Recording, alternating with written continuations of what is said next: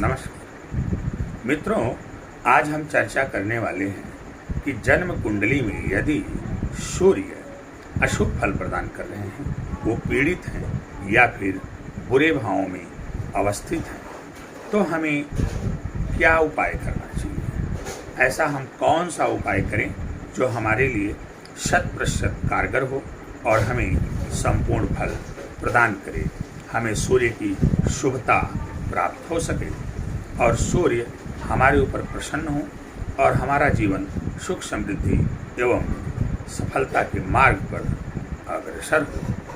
प्रिय मित्रों, आप जानते हैं सूर्य हमारी आत्मा है। अब यदि आत्मा ही पीड़ित हो जाएगी तो फिर आप सोचिए कि जिस व्यक्ति की आत्मा ही पीड़ित हो जाए, आत्मा ही दूषित हो जाए, वह व्यक्ति जीवन में सफलता को कैसे प्राप्त करेगा, उसका जीवन सुखी संपन्न एवं खुशहाल कैसे रह पाएगा।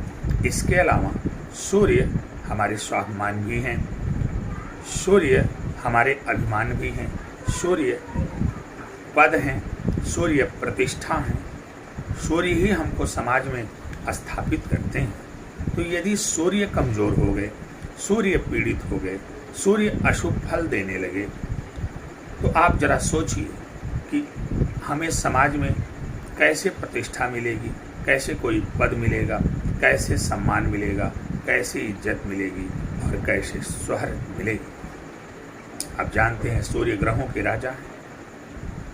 तो किसी भी कुंडली में सूर्य का खराब होना कहीं से भी अच्छा नहीं होता। ऐसी स्थिति में यदि आप चाहते हैं कि आपका जीवन सुख समृद्धि खुशहाली के मार्ग पर आगे बढ़ता रहे, आपके लिए सफलता के मार्ग निरंतर प्रशस्त होते रहें, तो आपको हर हाल में अपने सूर्य को शुभ एवं बलवान करने का प्रयास करना चाहिए।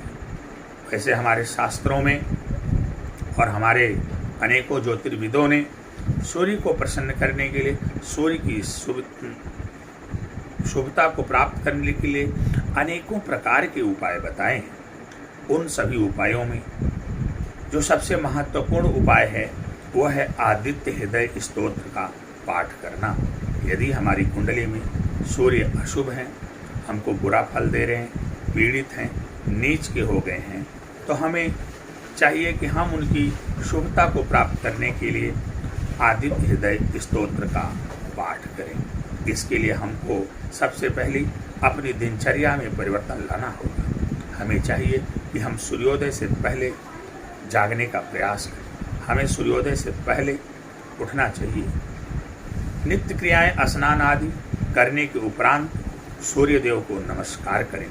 तदुपरांत लाल वस्त्र धारण करें, लाल आसन पर बैठ करके विधि विधान पूर्वक आदित्य हृदय स्तोत्र का पाठ करें। आदित्य हृदय स्तोत्र का पाठ करने के उपरांत हमें सूर्य भगवान को अर्घ्य देना चाहिए, उन्हें जल देना चाहिए। और जल में आप क्या मिलाएंगे? जल में लाल फूल, लाल चंदन और गुड़ मिला करके, मीठा मिला करके हमें जल देना चाहिए। ध्यान रहे, हमें उसमें अक्षत बिल्कुल भी नहीं मिलाना चाहिए। जल देते समय हमें कुछ सावधानियां रखनी चाहिए।